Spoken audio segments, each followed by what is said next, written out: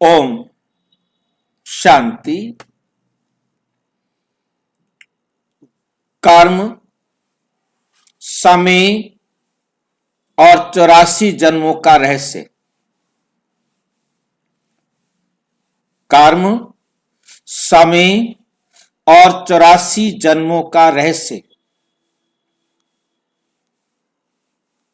सतयुग में पहले जन्म लेने वाला ज्यादा सुखी या ज्यादा दुखी क्या होता है? सतयुग में जो पहले जन्म लेता है, सबसे पहले वो ज्यादा सुखी होता है, ज्यादा दुखी होता है? क्या होता है? ज्यादा सुखी होते ज्यादा सुखी होते हैं। ज्यादा सुखी होते हैं।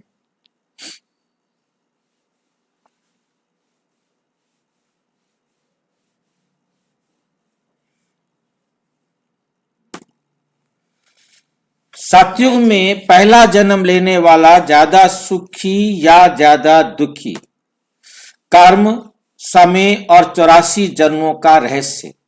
इस विषय पर आज हम चर्चा करने के लिए इकट्ठे हुए हैं।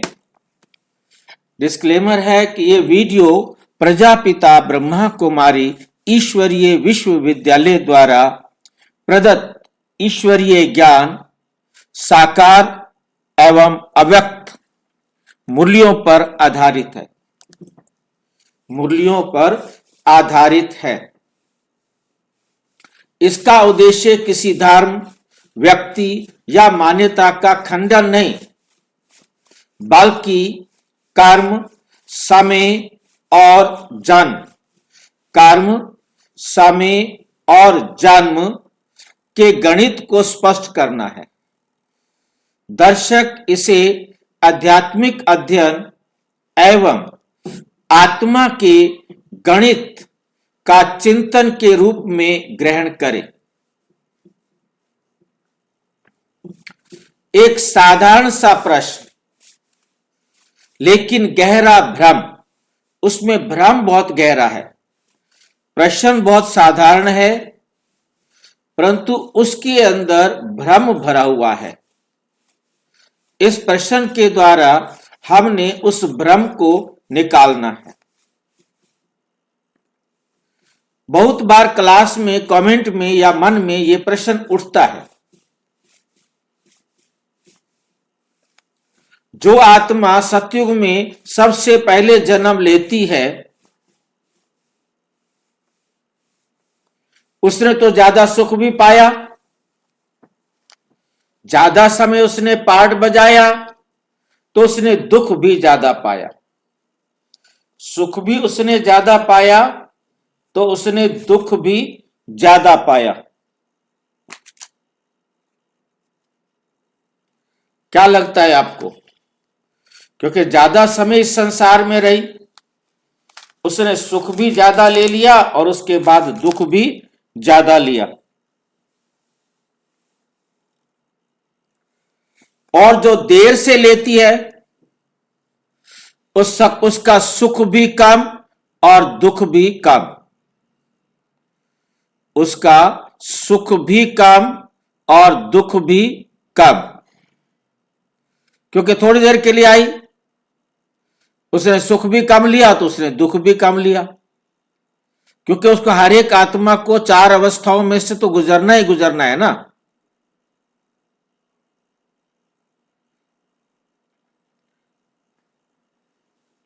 क्या समझते हो?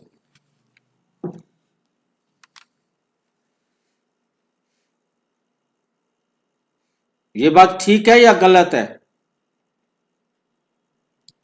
ठीक है भाई, ठीक है, बिल्कुल ठीक है भाई, जो आत्मा जितना जल्दी आएगी उतना ज्यादा सुख पाएगी, उतना ज्यादा दुख भी पाएगी। और जो आत्मा लेट आएगी वो उतना सुख भी कम पाएगी, तो दुख भी कम पाएगी।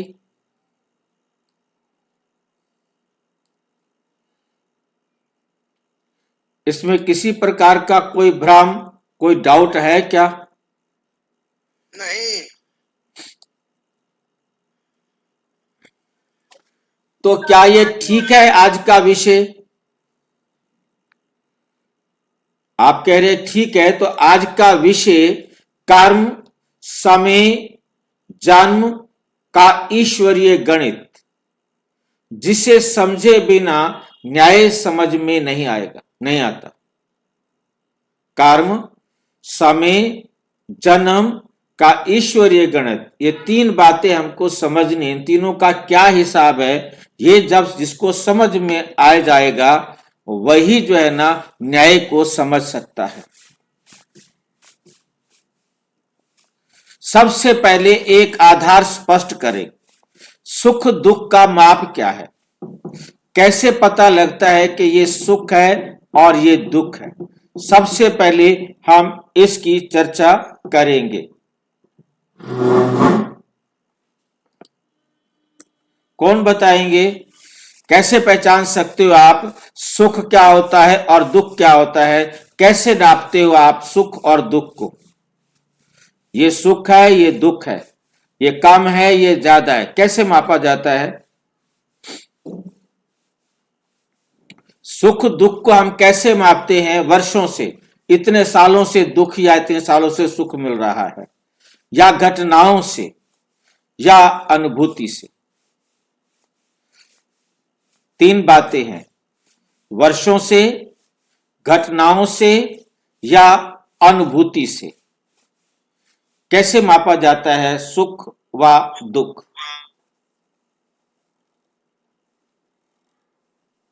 अनुभूति से।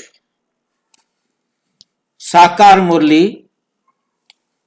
बाबा कहते 8 दिसंबर 1967 को बाबा ने क्या कहा?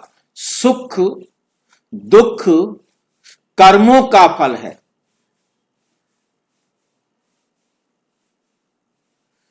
समय केवल मंच है। यहां समय को मंच कहा है, समय स्टेज है, ड्रामा की स्टेज है समय। क्यों समय को कहा? क्योंकि ड्रामा समय के पट्टे पर चलता है, समय की बेल्ट पर चलता है, इसलिए बाबा ने समय को क्या कह दिया है? मंच, स्टेज। सुख दुख कर्मों का फल है। आपने सुख दिया, आपको सुख मिला, आपने दुख दिया, आपको दुख मिला। आत्मा ने दिया, आत्मा ने लिया।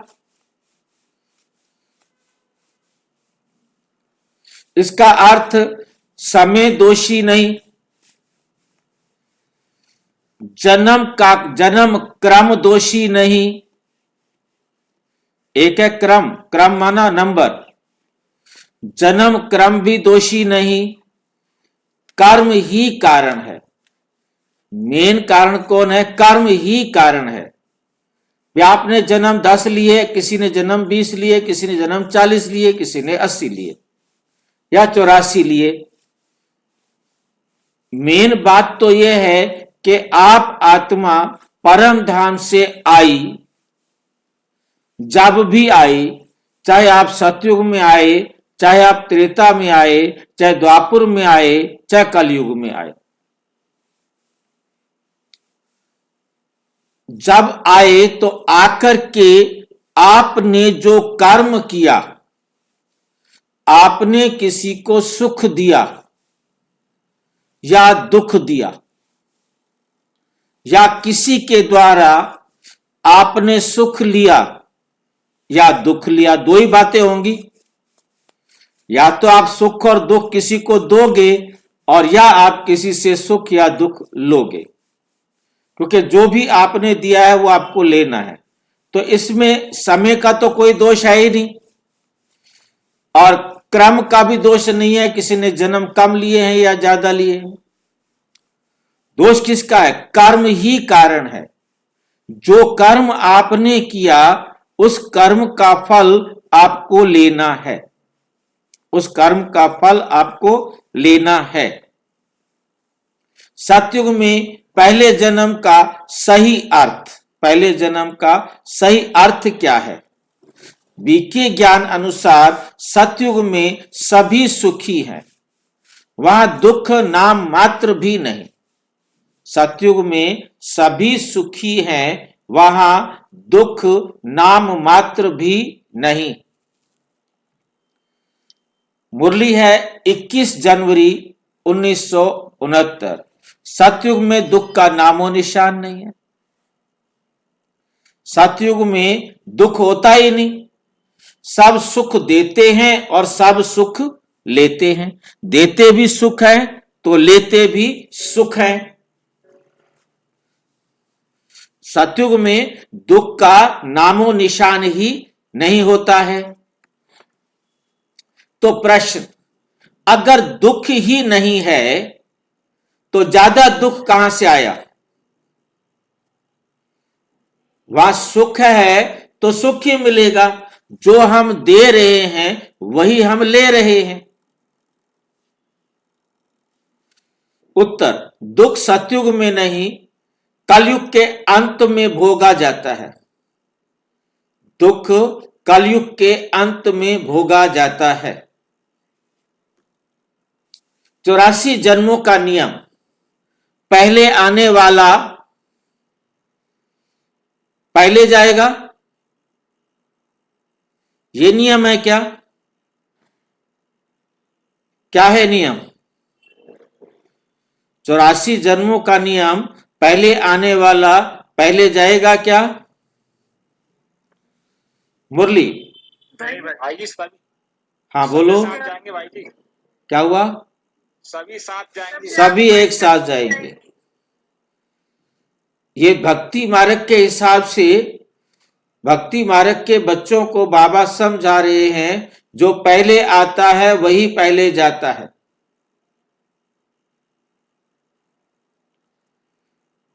जो पहले आता है वही पहले जाता है। कहां पहले आता है, कहां पहले जाता है? परम धाम कोई भी चक्र का नियम है। जो आत्मा पहले जन्म लेती है वही आत्मा पूरे 84 चक्र लेती है। पूरा तो पूरे 84 जन्म लेगी ना। जो लेट आएगी वो कम समय लेगी, जो पहले आएगी वो ज्यादा समय रहेगी। ठीक है, 84 का चक्र पूरा करती है।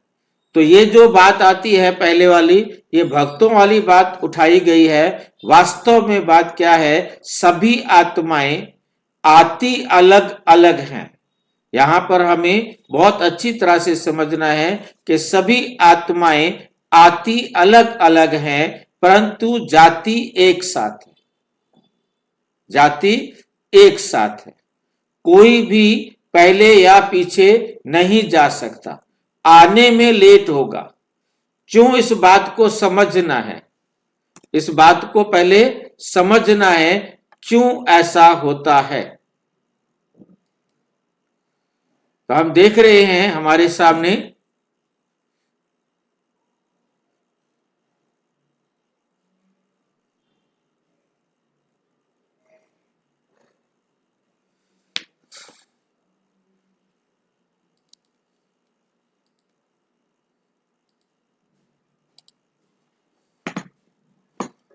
ये वृक्ष हम देख रहे हैं।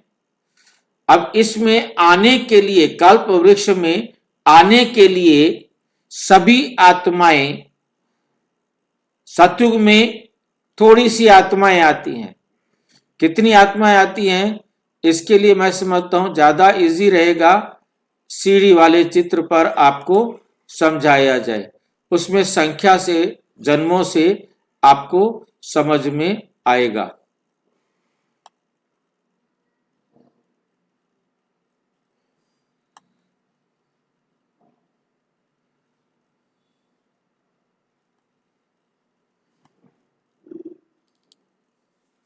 ये आप देख रहे हैं।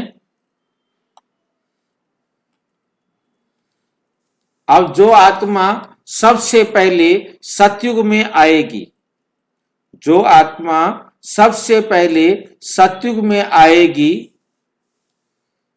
ठीक है, कितनी आत्माएं आएंगी? बहुत थोड़ी सी आत्माएं। 9 लाख आत्माएं, जनसंख्या 9 लाख होगी जो 100% प्योर होंगी। उसके बाद धीरे धीरे जो जितनी कम पवित्र होगी वो उतना लेट आएगी, क्योंकि 100% पवित्र धरती पर सुख भोगने के लिए वही आत्माएं सबसे पहले आएंगी जो 100 नंबर वाली होंगी। मेरिट बनती है, सबकी मेरिट बनी हुई है।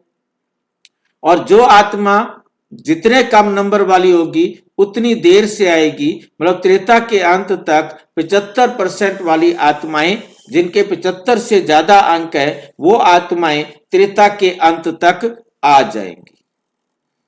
ठीक है। और उसी प्रकार से जो आत्मा मेरिट में 75 से कम है तो वो त्रेता से यहां से आना शुरू करेगी और 12 जन्म लेगी और यहां तक आएंगी। वो आत्माएं जिनके 50 से ज्यादा नंबर है, और यहां से वो आत्मा आएंगी जिनके 50 से कम है और 25 से ज्यादा है। इस समय में नंबरवार धीरे धीरे जैसे जैसे मेरिट डाउन होती जाएगी, आत्मा भी पतित, उतनी नंबर वाली आत्मा, और नीचे प्रकृति भी पतित होती जाएगी, संसार भी उतना डाउन होता जाएगा, और वो आत्मा आएगी धीरे धीरे अपने टाइम पर, जितना उसने मेहनत किया होगा। उसके बाद यहां से आत्माएं वो आएंगी जिनके 25 से कम नंबर हैं, और यहां पर फिर परमात्मा आकर सारे संसार की आत्माओं को पढ़ाते हैं, और पढ़कर सारी आत्माएं जितनी अपने आप को पवित्र बनाती हैं, फिर वो आत्माएं सारी उसी आधार पर मेरिट बनती है और वापिस परम धाम जाती है। यह हम सब आत्माओं का घर है परम धाम, जहां हम सारी आत्माएं रहती हैं। वहां से हम आत्माएं इस संसार में पार्ट बजाने के लिए मेरिट के हिसाब से आती हैं। जो आत्मा जितनी पवित्र होती है उतना परमात्मा के नजदीक होती है, जो आत्मा जितनी पतित होती है वो उतनी परमात्मा से दूर होती है। तो सबसे पहले ऊपर से आत्माएं आना शुरू होती हैं, फिर धीरे धीरे आत्माएं बढ़ती जाती हैं और संख्या भी बढ़ती जाती है। और आने का नियम सीधा है, नीचे धरती 100% पवित्र है तो 100% वाली आत्मा आएगी।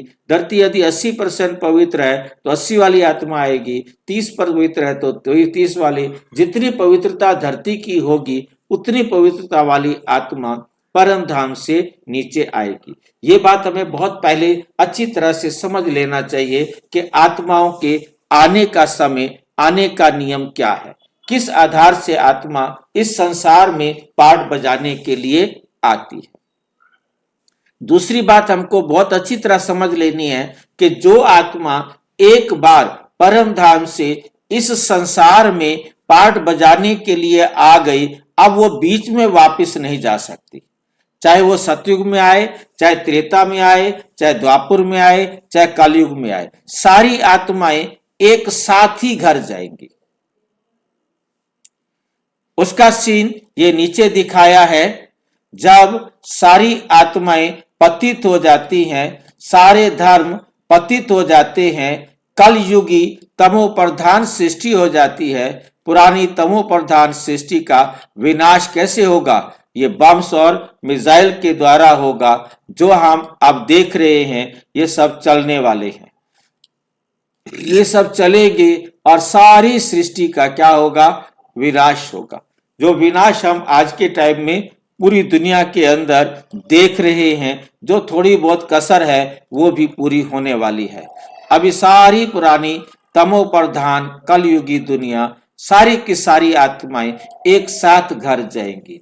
अभी जैसे हमने देखा कि अमेरिका ने अपना कहा कि मैं इस पृथ्वी को 150 बार विनाश कर सकता हूं, तो रूस वाले ने कहा कि तुम 150 दूसरे का चांस देखोगे, मैं तो एक चांस भी नहीं दूंगा, और एक ही बारी में ओम शांति कर दूंगा। दूसरी बारी में तो कोई होगा ही नहीं ना, जो दूसरी बारी कोई विनाश करे।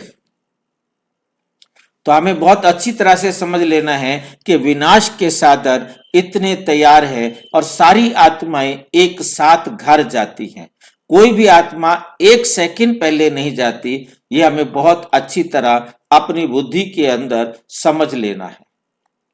तो हमें समझ में आ गया कि आत्माएं आती अलग अलग है, और परंतु जाति जो है सारे संसार की आत्माएं एक साथ जाती हैं। अब जो आत्मा आई है, आकर के उसने जो भी कर्म किया, उसका जो कुछ भी कर्म सुख या दुख दिया, उसको घर जाने से पहले लेकर के ही बराबर करके ही जाना है। कोई आत्मा आगे पीछे नहीं जा सकती। कोई आत्मा बिना हिसाब बराबर किए, चाहे लेने वाला हो तो चाहे देने वाला हो, जब तक बराबर नहीं होगा तो वे आत्मा भी अपने घर वापस नहीं जा सकती।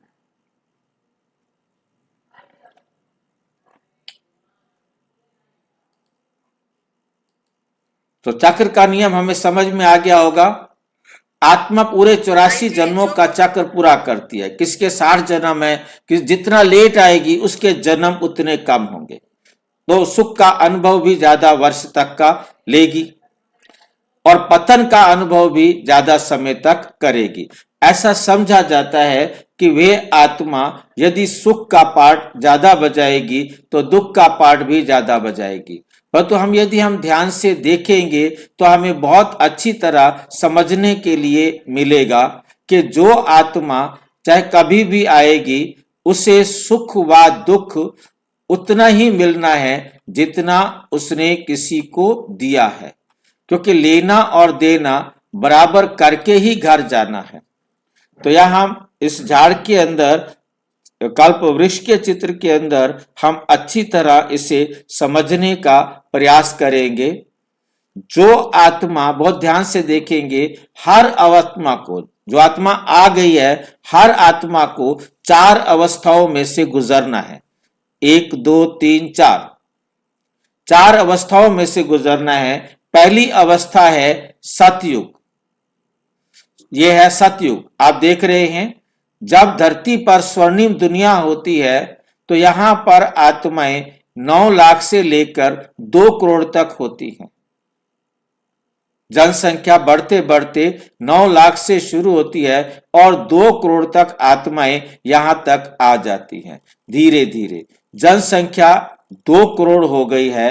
धीरे धीरे जो पहले पवित्र थे, जितना काम लेट आएंगे उतनी उनकी पवित्रता में कमी होगी, परंतु होंगे सारे के सारे गोल्डन एज में। हर आत्मा को 4 अवस्थाओं में इस संसार में से संसार में आने के बाद 4 अवस्थाओं से गुजरना होता है। एक है गोल्डन पीरियड, एक है सिल्वर पीरियड, इसको बोलते हैं सतो प्रधान, इसको कहते हैं सतो। उसके बाद आता है रजो प्रधान और फिर काले हो जाते हैं तमो प्रधान। और हर आत्मा सतो प्रधान, सतो, रजो, तमो 4 अवस्थाओं में से गुजरती है। वो जब भी आएगी, कोई आत्मा पूरे 5000 साल के अंदर के लिए आई है, तो उसके 1250 साल सतो प्रधान होंगे, 1250 साल सतो होंगे, 1250 साल रजो होंगे, 1250 साल तमो होंगे। अब जो आत्मा सतयुग में आ गई, पहले हम इसको और अच्छी तरह समझ लें, जो पहले जन्म के अंदर आत्मा आ गई, उसने भी, जो त्रेता में आई उसने भी, जो द्वापर में आई उसने भी, और जो कलयुग में आई उसने भी जाना एक साथ है, जब इस दुनिया को आग लगेगी। जब इस दुनिया को आग लगेगी तब जाना है। तो ये बात मेरे ख्याल से सबको अच्छी तरह समझ में आ गई होगी। दूसरी बात भी समझ में आ गई होगी कि हर आत्मा को 4 अवस्थाओं में से गुजरना है। 4 अवस्थाएं हैं, गोल्डन, सिल्वर, कॉपर, आयरन।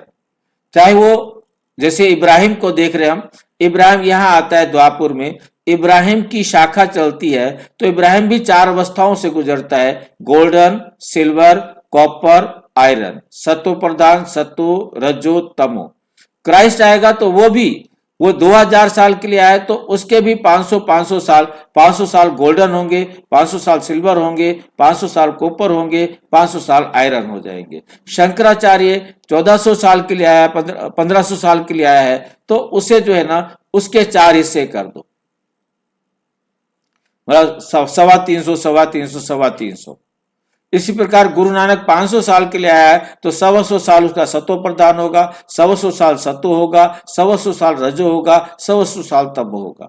इसी प्रकार जो भी आत्मा आएगी, जितना समय के लिए आएगी, उसे 4 हिस्से में बांट दो और वो उतने उसी प्रकार से सुख लेगी।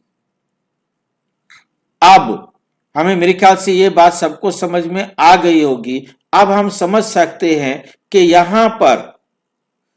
यहां पर जो आत्मा सतयुग में आई है, उसने जो यहां तक सुख ले लिया, इसने इसके बाद आने वाली ने लिया, उसको वो सुख नहीं मिलेगा जो उससे पहले उसने ले लिया। जो जितना लेट आएगी, उससे पहले वाले सुख उसे नहीं मिल सकते, उसके वहीं से ही सुख शुरू होंगे, वहीं से 4 हिस्से होंगे और उनकी अवस्था उतनी रहेगी। हम इसको हम मोटे रूप से समझ सकते हैं, जैसे एक आत्मा बिल्कुल आदि में आ गई, उसने जो सुख लिया वो चारों हिस्से बराबर हो गए। अब वो उसके सुख जो है ना 1250 साल सतो प्रधान था। अब जो आत्मा सिर्फ 4 साल के लिए आई, 400 साल के लिए आई, 4000 साल के लिए ऐसे करो तो 4000 के लिए करेंगे 5000 वाली 1250, 1250, 1250। 4000 वाली को क्या होगा? 1000, 1000, 1000, 1000, चारों 1000 के होंगे। 1000 वो सतो प्रधान रहेगा। परंतु आप ध्यान से देखेंगे, जो आत्मा यहां आई है, मतलब 80 कम हो गए, क्योंकि 50 जो 5000 साल वाली है उसको 100% सुख मिलना है, 100 को 4 से बांटेंगे 25 25 25 होगा। परंतु जो आएगी 4000 साल के लिए, तो उसके 1000 साल चले गए। 1000 साल जाने का मतलब है कि उसके 20% कट हो गए। 20% कट हो गए तो बाकी रह गया 80%। तो उसको 20% सतो प्रधान सुख मिलेगा, 20% सतो, 20% रजो और 20% तमो। अब ये जो परसेंटेज वाली बात है, ये कहां आएगी? जो उससे पहले वाला सुख है वो तो उसको मिलना नहीं, जहां आएगा उस समय की सुख की स्टेज से उसका अंतर आएगा। इसी प्रकार से जो आत्मा यहां त्रेता में ही आई है, 3000 साल के लिए आई है, वो आई ही त्रेता के अंदर है, तो यहां आएगी, यहां के जो सुख सबको मिल रहे होंगे वहीं से उसके 4 हिस्से हो जाएंगे। तो उसके सुख भी कम होते जाएंगे तो दुख भी उसके कम होते जाएंगे। जैसे जैसे जो आत्मा पहले आई उसके सुख ज्यादा होंगे, परंतु उसके दुख क्या होंगे? कम होंगे, क्योंकि दुख तो कलयुग में आके मिलना है। सतयुग, त्रेता, द्वापर में तो उतने दुख नहीं है जितने दुख कलयुग के अंदर है। अब सतयुग में तो कलयुग वाला दुख तो मिलेगा नहीं, इतना समय तो उसको ज्यादा ही सुख मिला ना, इसके बाद ये वाला सुख भी उसको मिला। अब जो आत्मा यहां आई है उसको तो यहीं से सुख और यहीं से ही दुख तक जाना है, तो इसको यहां से धीरे धीरे कम होते हुए जाना है। तो जो आत्मा जब भी आती है उसको 4 अवस्थाओं में से गुजरना है। वो अपने प्रकार के सुख और दुख लेती है हर आत्मा, और देती भी उसी प्रकार से है। तो मेरे ख्याल से ये आपको समझ में आया है। किसी को कोई डाउट है तो पूछो। भाई जी, हाँ जी। जो आत्मा कलयुग में आएगी, हाँ तो ऑलरेडी दुख है कलयुग में, हाँ। उसको सुख कैसे मिलेगा? कलयुग में जब वो आत्मा आएगी उस समय जो सुख की स्टेज होगी, क्योंकि हर समय सुख का भी उसी प्रकार से होगा ना। जैसे अब आप देखिए कि यहां पर बिल्कुल बिल्कुल एकदम तमो प्रधान हो गए हैं। मान लो एक आत्मा आ रही है, कलयुग के अंदर ही आ रही है। मैं गुरु नानक की आत्मा को ले लेता हूं। गुरु नानक की आत्मा आई है, 500 साल पहले आई है, 500 साल पहले आई है, ठीक है। अब हम इसकी ग्रेड को भी जान लें, क्योंकि पूरा नाटक 5000 साल का है। पूरा नाटक 5000 साल का है। 5000 साल को हम 100% में डिवाइड करें तो आता है 50 साल में 1 डिग्री कम हो जाती है। हर 50 साल में 1 डिग्री कम हो जाती है। तो जब यहां पर आते हैं, त्रेता में आते हैं, तो यहां क्या हो जाती है, 75% डिग्री हो जाती है। अब 75% की डिग्री है, 25% कम हो गया है, 75 की डिग्री आ गई है, 1250 साल गुजर गए हैं।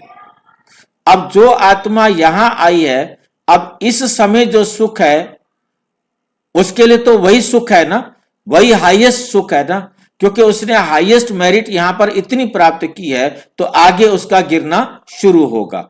उसका गिरना 75 से शुरू होगा, उसका गिरना 50 से शुरू होगा। अब गुरु नानक की आत्मा को देखें कि गुरु नानक की आत्मा सिर्फ 500 साल के लिए आई है, ठीक है, और उसको 4 अवस्थाओं में गुजरना है। जब वो 500 साल के लिए आई है, उस समय जो पवित्रता है वो कितनी है, 10। पवित्रता कितनी है, सिर्फ 10, क्योंकि 50 साल की 1 डिग्री है ना, 10 डिग्री की पवित्रता तो है ना। अब उस पवित्रता के बाद उस कम होगा तो 9 आएगा, 8 आएगा, 7 आएगा, 6 आएगा, 4 आएगा, 5 आएगा, 1 आएगा, 10 डिग्री है ना। उसके पास गिरने के लिए 10 स्टेप है ना, पर तो जो 10वें स्टेप पर है वो तो लास्ट 0 वाले से तो अच्छी है ना। नहीं समझ में आई बात? आई समझ में आई। ठीक है ना। इसी प्रकार से जैसे क्राइस्ट की आत्मा है वो 2000 साल पहले आई है, तो 2000 साल पहले आई है तो उस टाइम 40% पवित्रता थी। जब क्राइस्ट आया तो 40% पवित्रता थी, क्राइस्ट की भी 40% पवित्रता थी, तो हर 50 साल बाद वो एक एक गिरते गिरते गिरते आएगा ना।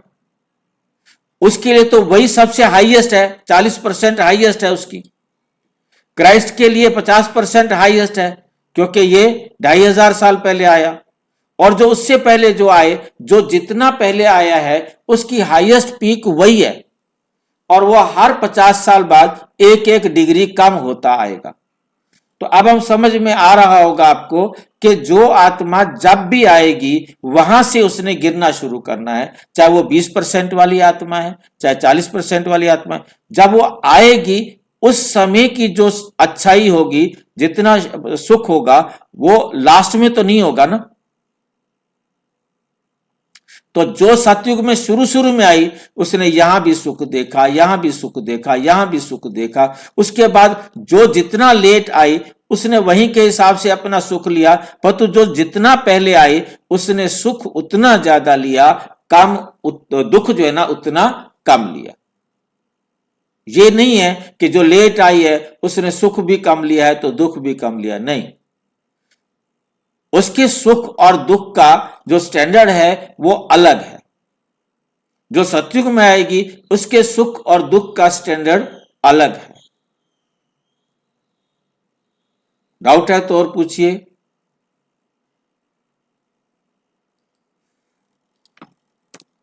उदाहरण, जैसे एक छात्र जिसने पूरा कोर्स किया, उसने पूरा ज्ञान भी लिया और पूरी परीक्षा भी दी, ज्यादा दुख का भ्रम कैसे पैदा होता है? वो समझते हैं दुख भ्रम कैसे पैदा होता है। हम एक बड़ी गलती करते हैं। क्या गलती करते हैं? हम समय को दुख समझ लेते हैं। दुख की मात्रा नहीं, दुख का कारण देखो। दुख की मात्रा नहीं होती है, दुख का कारण होता है। क्या मात्रा और क्या कारण? जो आत्मा जल्दी आती है वे ज्यादा समय तक संसार में रहती है, इसलिए कर्मों का हिसाब भी ज्यादा चलता है। अन्याय नहीं, ये अन्याय नहीं, ये पूरा हिसाब है। जो जितना लेट आएगी उसका हिसाब उतना कम चलेगा। जो देर से जन्म लेता है उसको सुख और दुख क्यों कम? मुरली है, जो बाद में आते हैं वो कम चक्र घुमाते हैं। कारण कम जन्म, कम कर्म, कम भोग। कर्म भी उन्होंने कम किए तो उनको भोगने के लिए सुख भी और दुख भी कम मिला, इसलिए सुख कम दुख भी उनको कम मिला। हाँ जी, कलयुग के लास्ट वाली आत्माएं सुख ज्यादा महसूस करती हैं, सतयुग जैसा महसूस करती हैं। कब? सात्विक वाली आत्माएं कब सुख ज्यादा दुख ज्यादा, क्या मतलब, मैं समझ नहीं आपकी बात को।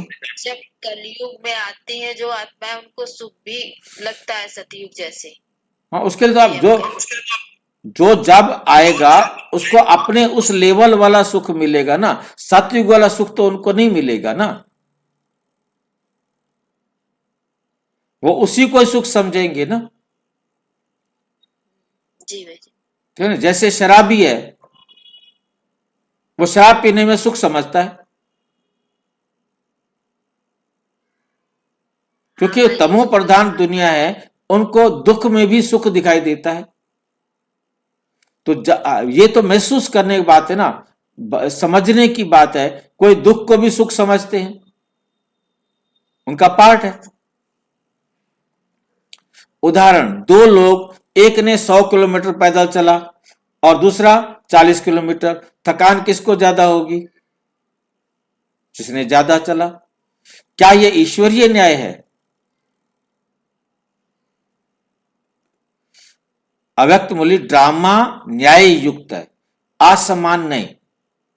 इसमें न्याय युक्त वाली बात को बहुत अच्छी तरह से समझना है।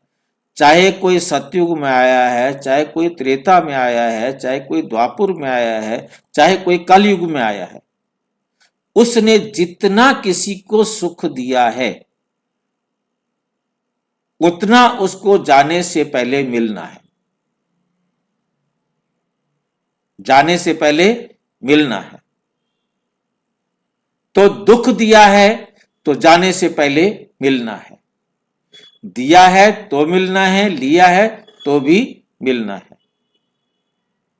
हर एक ने अपना हिसाब बराबर करके जाना है। सुख दुख की फीलिंग तो देने और लेने की अज्ञानता में आती है, बाकी यदि हम ध्यान से देखें तो बराबर होता है। हम ना दें दुख, हमें नहीं मिलेगा दुख। ठीक है कि नहीं? तो इसलिए न्याय युक्त, परमात्मा कहते न्याय, ड्रामा में न्याय होता है, किसी को असमान नहीं। ये नहीं कि किसी, अब आपने दिया है जो, वो तो आपको लेना पड़ेगा ना, तो न्याय तो लेना ही है ना। और न्याय का मतलब क्या होता है, हमने एक दिन बात की थी, कौन बताएगा? न्याय का मतलब क्या होता है?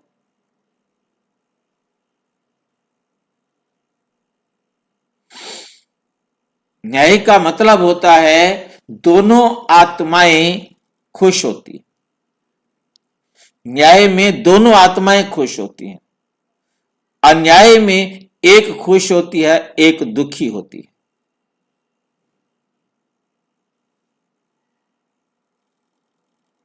ठीक है, गलत है?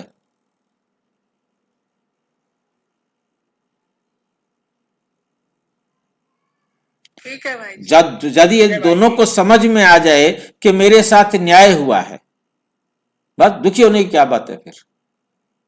वो भी कहता है मेरे साथ न्याय हुआ है, फिर दुखी होने की क्या बात है? दोनों ही खुश। जब न्याय होता है तो दोनों पलड़े बराबर होते हैं।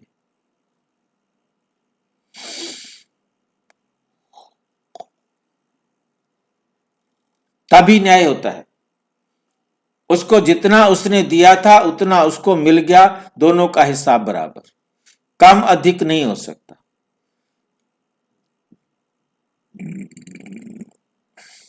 तो ड्रामा में न्याय मिलता है, जो कुछ ही आके दिया वो हमको लेना है।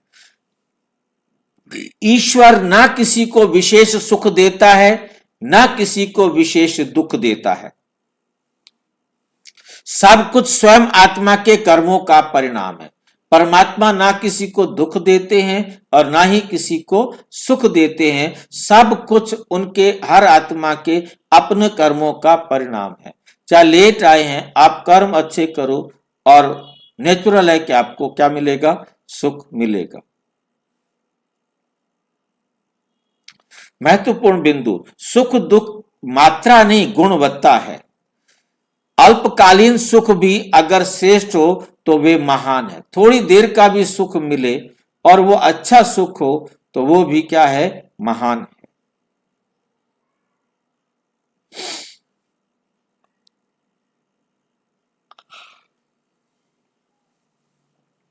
मुरली है 12 दिसंबर 1992।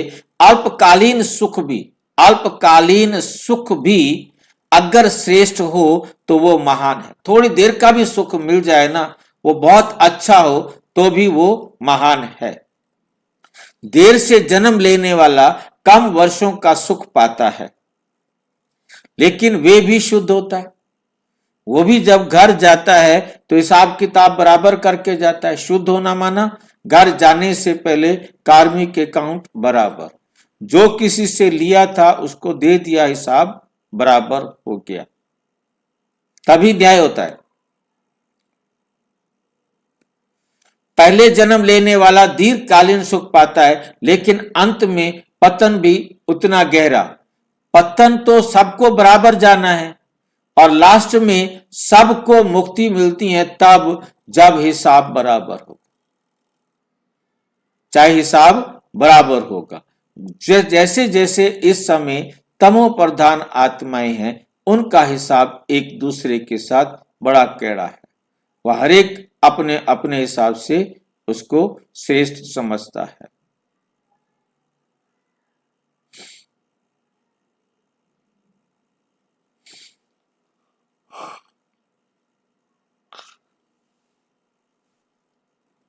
सतयुग का विशेष अवसर, हिसाब बराबर करने का समय। मुरलिया, ये अंतिम जन्म है। संगम युग पर आकर के क्या होता है? संगम युग का विशेष अवसर हिसाब बराबर करने का समय है। तो 2 फरवरी 1998 को बाबा ने कहा ये अंतिम जन्म है, अब हिसाब किताब चुकता करो।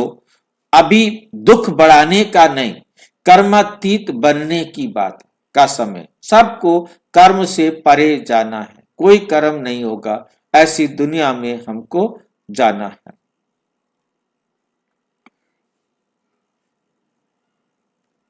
निष्कर्ष, क्या ये ठीक है? अंतिम उत्तर, ये ठीक है। ये न्यायपूर्ण है, कर्मानुसार है, ड्रामानुसार है। पहला है न्यायपूर्ण, हर एक आत्मा को न्याय मिला तो ठीक हो गया ना, किसी के साथ भी अन्याय नहीं होता। दूसरी बात कर्मानुसार, जैसा कर्म हमने किया उसी प्रकार से हमने अपना फल पाया। ड्रामा अनुसार, ड्रामा में हर एक का पार्ट एक्यूरेट नूंदा हुआ है, हर एक आत्मा अपना एक्यूरेट पार्ट ड्रामा में बजाती है। ड्रामा जैसा है वैसा ही होता है, हर कल्प हू बहु रिपीट होता है, इसमें कोई भी चीज कम या अधिक नहीं हो सकती। समापन, पावरफुल एंडिंग।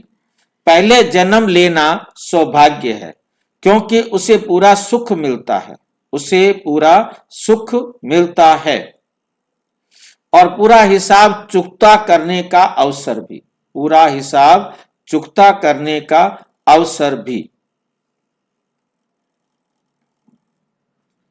तुलना नहीं, शिकायत नहीं, तुलना भी नहीं, शिकायत भी नहीं, पुरुषार्थ और स्वीकार। हमने कभी किसी के साथ तुलना नहीं करनी, क्योंकि जब तक हम कंपेयर करते रहेंगे तब तक दुखी रहेंगे। हमने बहुत अच्छी तरह से समझना है, मेरे साथ परमात्मा के घर कभी अन्याय नहीं होता। मैंने जिनको सुख दिया उन्होंने मुझे सुख दे दिया, जिनको मैंने दुख दिया उन्होंने मुझे दुख दे दिया, और जो मैंने लिया हुआ था वो मैंने वापस कर दिया। सुख व दुख मैंने जिनसे लिया था उनको मैंने वापस भी कर दिया। यदि किसी का हिसाब अभी रह गया है तो घर जाने से पहले वो लेना देना सभी बराबर कर लेंगे। अच्छा, कोई डाउट है तो देखो। हिसाब सभी बराबर करके जाएंगे, सभी के साथ न्याय होगा। सबको जितना कर्म किया हर एक ने अपने कर्म का फल भोगा, इसमें किसी के साथ कोई भी अन्याय नहीं होता। अच्छा, ओम शांति। और विस्तार से जानने के लिए प्रजापिता ब्रह्मा कुमारी ईश्वरीय विश्वविद्यालय के किसी भी सेवा केंद्र पर संपर्क करें, और यदि कोई प्रश्न है तो 92 13106986 पर आरटीआई या टेलीग्राम करें। 9650692270 पर केवल व्हाट्सएप करें, फोन नहीं। ओम शांति।